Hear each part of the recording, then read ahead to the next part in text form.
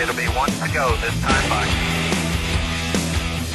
Coming to the green, buddy, coming to the green. Let's go get him. Go, go, go, go, go, go, go. Get your motor running. Head out on the highway.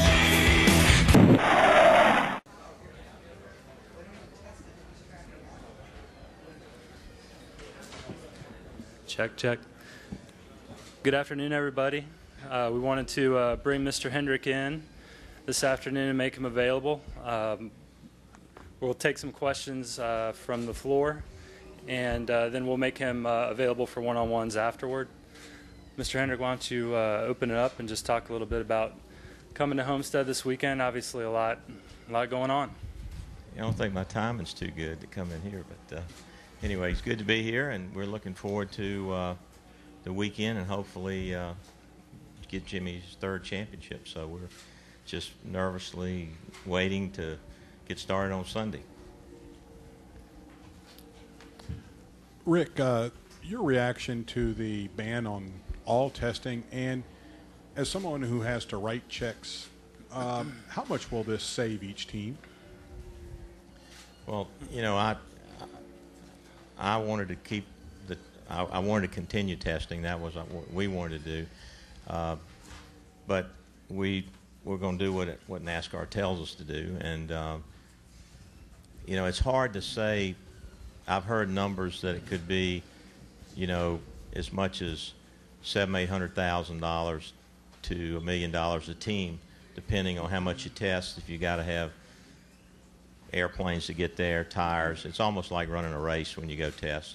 So if that's what, you know, the economy's tough and NASCAR decides to do that, have decided to do that, then we'll, you know, abide to it, and I think they'll see how it goes for a year. I think that's what they said. I didn't hear the press conference in here, so that was what we were told this morning. So we'll just have to wait and see how it works out for everybody. But it could be a substantial savings with motors, tires, you know, rooms and folks traveling around. So we haven't been able to really put a pencil to it because it's just hard to try to divide up what the, you know, you got the people anyway. So how do you look at what it costs if, you know, if they weren't testing? So okay. We'll go to Lewis and then Jenna, and if you have a question, just raise your hand. Hi, Rick, over here on the right. Mike Helton earlier said that he spoke to stakeholders, you know, about suggestions how to save money for '09. Do you have any ideas of your own that you'd like to see done, whether it be shorter weekends or some testing at the track before the race? Well, when they asked me, what I said was, if we're going to be there anyway on Friday, why not go in on Friday and instrument the cars and have the data acquisition? Because everybody here, every team in this garage has got that. You put that on the car like they did the trucks.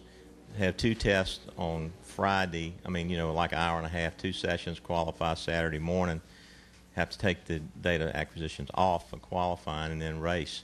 That way you got the tires here. You got, you know, you should be able to figure out in 2 sessions of an hour, hour and a half apiece what you got. So, I mean, that would give people a lot of track time. And if you got the data there, then everybody in this garage has got data. I mean, if the team didn't have it, NASCAR could furnish it for them. So, I mean, then that puts everybody on equal ground. That's what I'd vote for, but they haven't told me what they're really going to do. But that's what I think would work. Because, you know, I don't know what you do with a young guy that you've got that doesn't have any experience or very little experience. But I think at a test, if you're with all the other cars, I think if Friday, they dedicate Friday to 2 sessions, it'd be a lot of track time with a good bit of downtime in between. And with the data, they could learn a lot more than they'll learn at Kentucky or somewhere. So that would be my vote. I'm not sure what they're going to do, though. Jenna Fryer, Associated Press. I'm not going to ask about testing, and I'm not sure if that's good or bad. Good for you, I guess. Yeah. But can you reflect, as Jimmy and Chad are about to win this third straight championship. Can you reflect back a little bit on that 2005 meeting you had with them? And I guess had that meeting not happened, maybe you wouldn't be here right now in this position. You mean the cookies and milk? Yeah. Okay. And I've seen this happen many times with drivers and crew chiefs.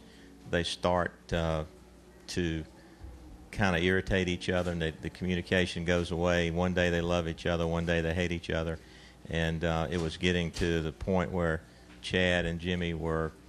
It was more of we're having more bad days than good days, and but then on a good day it was almost a love fest. So I called them into my office, and we had some of these plates with Mickey Mouse ears and some cookies and milk, and said we're going to act like kids, and then we'll have cookies and milk, and we'll have some downtime, or we can talk about what you don't like about each other, because they really weren't opening up. And usually you can't fix those deals, but we talked about it, and the communication between the two, and how they liked to, what irritated them.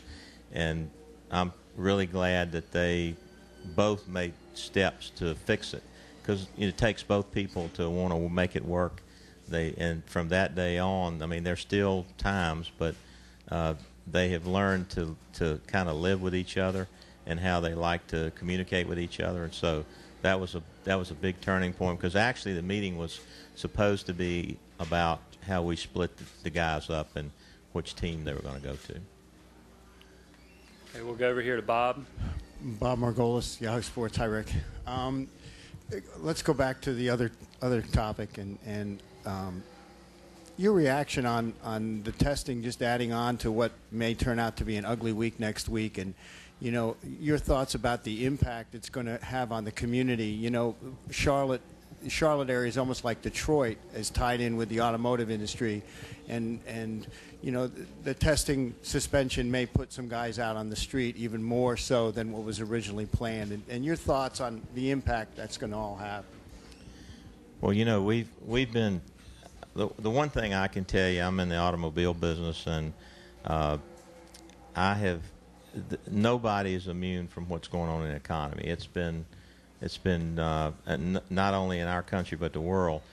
But I can tell you, Charlotte has been more stable than any other state that I do business in, and I'm in 14 or 15 states. So Charlotte has survived that part of it well.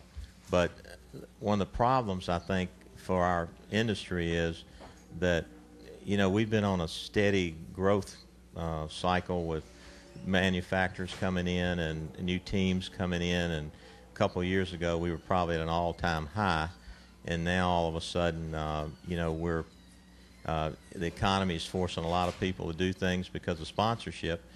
So much of what we do is driven by sponsors, and if you just happen to be one of those guys that your sponsors ran out this year, the end of this year, or you were looking this year, you were in an uphill battle. So